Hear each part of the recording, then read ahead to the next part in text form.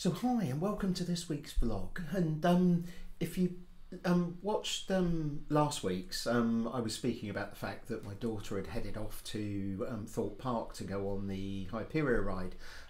Ironically, she was one of the first and last people who've been on it so far, given that the ride has been shut from that day since.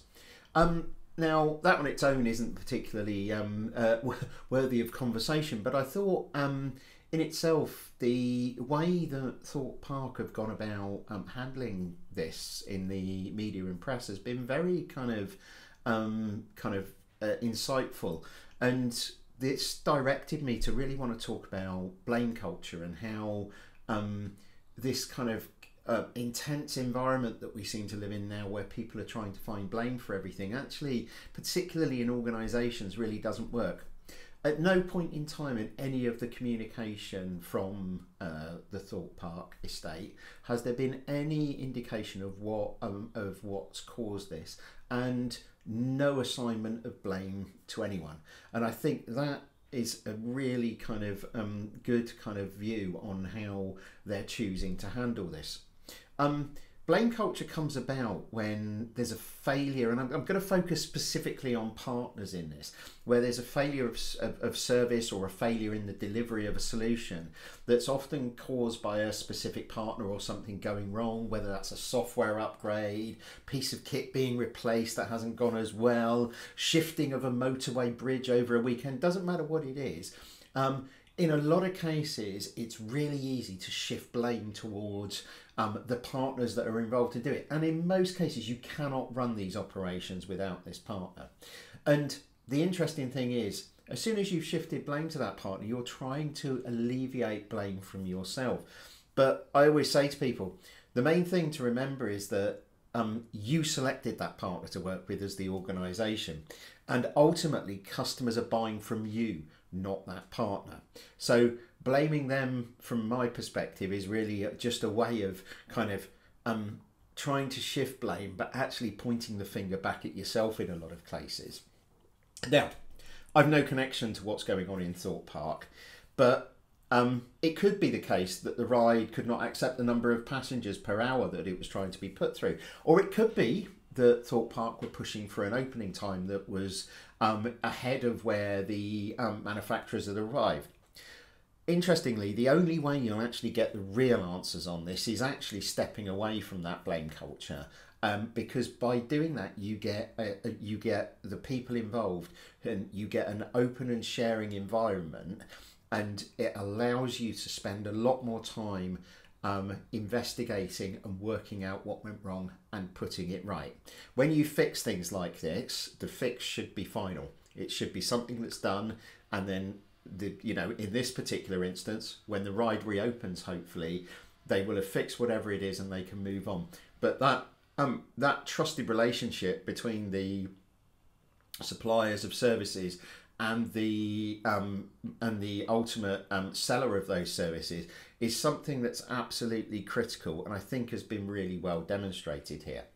Some of the benefits that you gain from avoiding blame culture is that ultimately you'll get more resources. As I indicated in the previous point, having more people to help you find out what's wrong, and having an open and sustainable culture where people are prepared to share is absolutely right. And putting blame on someone else immediately draws away from that. But what you get here is more resources to actually investigate what's wrong. You get the resources from the organisation who's selling it, but you also get the resources from the organisation who are ultimately providing whatever part of the service it is. So ultimately, you increase the ability to find out what's wrong very quickly. And in the world of IT, that's really critical, because in a lot of places when solutions aren't available, you want them back up really quickly. The second, and this is probably more important, is the cultural impact. Organisations that create an accountability rather than blame culture with partners will have a direct impact on how their culture in the organisation is actually viewed. People will be a lot more capable of talking openly, and you will ultimately define a culture that is much better to present itself in the outside world, and I'd argue is likely to create a more profitable organisation as a result of it. So, without knowing the reasons why, I've been really impressed at the way Thorpe Park have handled this.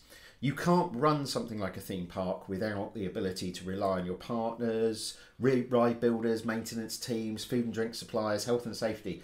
And ensuring that there's a no blame culture has really helped them, will really help them to kind of work out and work through things and solve problems in a much better manner.